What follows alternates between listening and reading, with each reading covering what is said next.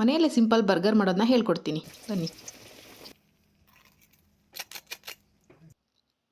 Chicken ಪ್ಯಾಟಿನ ready ಮಾಡಿ ಇಟ್ಕೊಂಡೆ. ಎಣ್ಣೆಗೆ ಹಾಕ್ಬಿಟ್ಟು ಅದನ್ನ ಒಂದು 5ರಿಂದ 10 ನಿಮಿಷ ಕರೆದು ಇಟ್ಕೋಬೇಕು.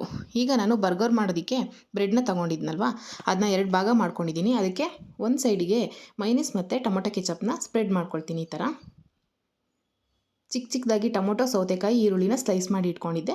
ಅದನ್ನು ನಮ್ಗೆ ಎಷ್ಟು ಬೇಕೋ ಕ್ವಾಂಟಿಟಿ ಅಷ್ಟು ಇಟ್ಕೊಂಡು ಅದ್ರ ಮೇಲ್ಗಡೆ ಒಂದು ಕೋಸನ್ನ ರೆಡಿ ಮಾಡಿ ಇಟ್ಕೊಂಡಿದ್ದೆ. ಅದನ್ನ ಕೂಡ ಒಂದಿಟ್ಟು ಚಿಕನ್ ಫ್ಯಾಟ್ ಯಾವಾಗಲೇ ಡೀಪ್ ಫ್ರೈ ಮಾಡಿದ್ನಲ್ವ, ಅದನ್ನ ಇಟ್ಬಿಟ್ಟು ನಮಗೆ ಚೀಸ್ ಎಷ್ಟು ಬೇಕೋ ಅಷ್ಟು, ಜಾಸ್ತಿ ಬೇಕಂದರೆ ಜಾಸ್ತಿ ಹಾಕ್ಕೊಳ್ಳಿ, ಹಾಕ್ಬಿಟ್ಟು ಅದ್ರ ಮೇಲ್ಗಡೆ ಮತ್ತೆ ಟೊಮೊಟೊ, ಈರುಳ್ಳಿ, ಸೌತೆಕಾಯಿ ಇಟ್ಬಿಟ್ಟು ಮೇಲ್ಗಡೆ ಒಂದು ಭಾಗದ ಬ್ರೆಡ್ನ ಮುಚ್ಚಿಬಿಟ್ಟು ಇಟ್ಟರೆ ಆಯಿತು. ಈಗ ನಾನು ಇನ್ನೊಂದು ಬರ್ಗರ್ನ ಕೂಡ ರೆಡಿ ಮಾಡ್ಕೊಳ್ತಾ ಇದ್ದೀನಿ. ಆವಾಗಲೇ ಏನು ಮಾಡೋದು ಅದೇ ಥರ, ಓವನ್ ಇಲ್ದಿರೋ ಥರ ಇದೇ ಥರ ನಾವು ಮಾಡ್ಬೋದು. ಪ್ರೀ ಹೀಟ್ ಮಾಡ್ಕೊಂಡಿರೋ ತವ ಮೇಲ್ಗಡೆ ತಟ್ಟೆ ಅಥವಾ ಪ್ಲೇಟ್ನ ಇಟ್ಬಿಟ್ಟು ಅದ್ರ ಮೇಲ್ಗಡೆ ಈ ಥರ ರೆಡಿಯಾಗಿರೋ ಬರ್ಗರ್ನ ಇಟ್ಬಿಟ್ಟು ಒಂದು 5 ನಿಮಿಷ ಬಿಟ್ಟರೆ ಚೀಸೆಲ್ಲ ಮೆಲ್ಟಾಗಿ ಸಖತ್ತಾಗಿರುವ ಬರ್ಗರ್ ರೆಡಿ ಆಗುತ್ತೆ.